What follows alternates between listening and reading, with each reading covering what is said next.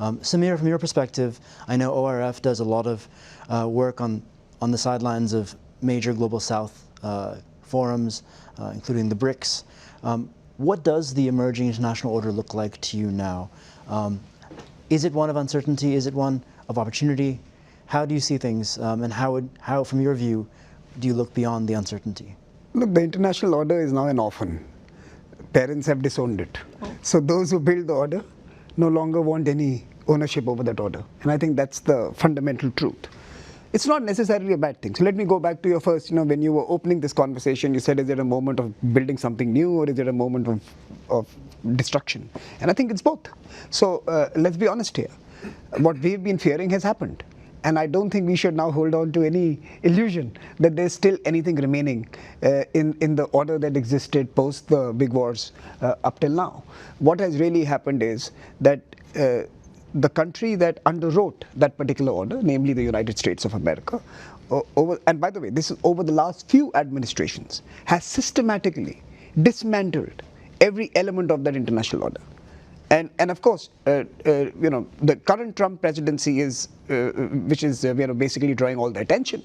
But this process has been unfolding, and we have been writing about it. We've been speaking about it. It's not the first time that we've been discussing the demise of the UN at the World Economic Forum. We've been discussing this over the last decade, in some sense. So I think this has been a decadal process, and we are coming to the close of one chapter. And I think what is really now happening is the beginning of something new. So what is happening? What is happening is that the big guys have the guns out and are now asserting their power and influence. So you are seeing visibly that those with the means to exert influence are doing so, using whatever is available at their disposal, firepower, financial power, technology power, whatever is available, it's being now deployed to, in many ways, make new space for themselves or preserve the old space that they had. One of the two. So I think that's happening, and it's happening across regions. It's not about just the US. All with means today are using those means to create a rather partisan space for themselves. I think that's the one truth. The second, what is most visible is the United States and its tariff negotiations with the world. What is not that visible is that the other parts of the world are also talking to themselves. There is also a negotiation happening between other actors. And I think you mentioned so, that the middle powers of today are very different to the middle powers of 1945. And I think in 1 year's time, you will suddenly come to realize that the world has a very different view than what we are thinking it looks like today. Today, it's all Trump, or his way or no way. In 1 year's time, you will see there will be a whole mushrooming of alternatives, where you will have these regional and like-minded groups working together on different kind of projects. Could be connectivity, could be climate, could be energy, could be regional finance and development ideas. But others are also talking to themselves. So we are having negotiations en masse. Countries are in many ways finding new ways of clustering up or creating new cohorts of purpose. Companies are doing that as well. Civil societies is also doing that. And the third thing that we are, of course, noticing is that many of the terms and the iconographies of the previous era no longer are valid. Terrorism, for example, someone mentioned terror. You mentioned terror, Prime Minister. Very interesting. It's now very difficult for us to actually label folks with the simplicity of the last century. You don't know who's the head of state and who's a terrorist. You don't know who's going to be your political ally and who's the one you're going to be shooting at in the fields of West Asia. It is a complicated new century with a whole new vocabulary that is underway. I am most worried about three things. I think what really held all of us together in the last 70, 80 years, while things were going well, was, of course, multilateral institutions. And I think we have literally taken a kitchen sink and gone at them. So I think multilateral institutions and their health today is feeble, to put it mildly. I think they are in the critical care unit, and we need to, at least from an emerging country perspective, from an Asian, African, Latin American perspective, we have to preserve some of the units of the UN that did seminal work on development, on gender, on education, on rights and children and many other aspects. So while the Security Council has been defunct for a while, some of the agencies did really good work and really had credible impact in many of our places. And I hope the middle powers are now willing to loosen their purse strings and are able to fund many of these institutions so that they can continue to provide development. So that's one thing. So I'm worried about the multilateral institutions, and we need new champions and new equity ownership of many of these institutions so that they can continue to deliver. The second is the multinationals. They're dead. With the offboarding of Russia, with the cancellation of political opponents, with the choice of countries you want online and you don't want online, basically you are either an American company or a Chinese company or a Korean company or a Japanese company or an Indian company. It's the end of multinationals. Transnational companies were immune to political swings in national capitals. They continued to connect. The telephones kept ringing even when we were in the midst of the big wars. You could call up the phone and ask for a ceasefire. When you cut off people in the digital world and you cancel them through all digital communications, you have actually walked back on what kept the world connected in the past. So the point I'm trying to say is that multinationals played a role of connecting the world, of moderating the extremities of politics. They are no longer actors. They are now political instruments and what has really happened in that famous dinner in the White House is what Xi Jinping did to his capitalists. That is exactly what happened in Washington DC, that you don't have a transnational multinational class anymore. You have national enterprises, American enterprises serving American interests. And the final point, academia, education, big connector.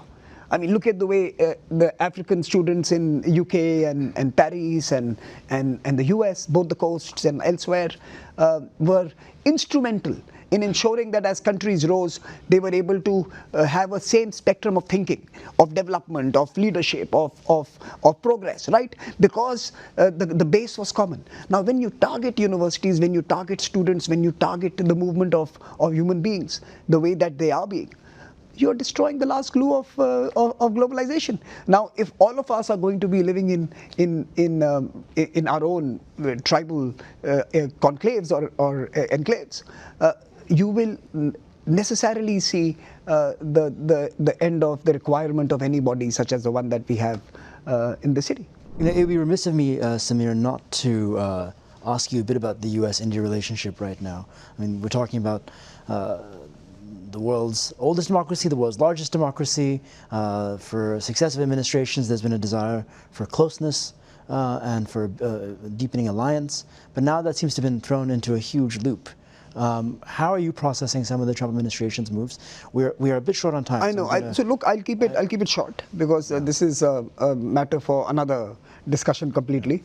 But I think it'll be fair to say that we are in the process of a very loud negotiation from one end and a very stoic response from the other end. So we are facing a loud negotiator and a stoic respondent, and it's exactly this. It's a negotiation of terms of the future, and I think I'm glad it is happening.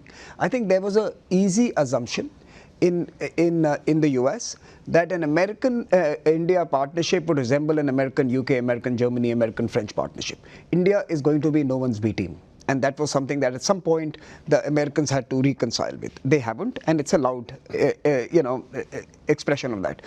Indians were under the assumption that somehow Americans were going to continue to underwrite India's growth because somehow rise of India was in American interest, and that was the American assumption. That is not the case. It has to be very clear-cut deliverables India has to give and some returns on investment that must be available to the US. So I think, like everything else in the world today which is being renegotiated, this fundamental relationship is also under a renegotiation, and I'm quite convinced whether under Trump in first year, second year, third year, after we have broken our heads finding every other option, we'll come back together and work together.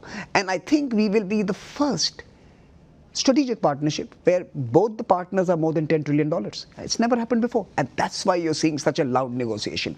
Because America has never engaged with a country bigger than it in population and likely to be bigger than it in economic size in the next 25, 30 years. It has never dealt with a country, that phenomenon. We haven't either. And so it's a very new era for us. It had to happen at some point. It's happening now. But end of the day, I truly believe we will be together sooner rather than later, as brothers in arms, but certainly not in a marriage that ties United Kingdom to the US or anyone else. India is going to surpass Japan as the third largest economy at the end of this decade. I think that's in the world. That's a natural progression. But I think the point I'm making here is that it's not just about economic size. It's about the fact that America has a unique attribute, and sorry, Tori, I'm saying this in front of you, you've been a diplomat. America has funded every side of every conflict in the last 80 years. They've never chosen one party in any single location. They have been involved with all. They've been an exceptional actor. We could have a good fight about that. I mean, I'm giving you an outside perspective, so with limited understanding. But the point I'm trying to say is America has been an exceptional global actor for it having certain rules for itself and different for others. And certain countries believe that they enjoy that exceptionalism as well. And that's what's really happening here. I truly believe that it's going to end, hopefully soon. I'm worried about how long is the tail of this episode going to infect the optimism on both sides. And I think that's how soon can we go back to business as usual even after the episode has subsided will depend on how much damage you do during the episode. So I'm positive. By the way, let me just tell you this also. We do surveys every year. We are not part of the P5. We are not necessarily the single largest gainer of the UN as well. That's been China, or the global trading system. That's been China. So we are not we don't necessarily have to have the view that Indian youngsters have. I do a youth survey where we poll youngsters from across the country, and overwhelming, they vote for the United Nations and multilateralism. India is a multilateralism first country. We believe in multilateralism. Vasudeva Kutumbakam is something that is ingrained in our DNA. We don't know anything else. We don't know the side deals and bilateral deals. We will be part of the global south. We will have Western orientation in some of our scientific and institutional architectures. We will have a very Eastern view on some of our social and cultural moorings. We are a complex and storied civilization, and we bring all of it to our table.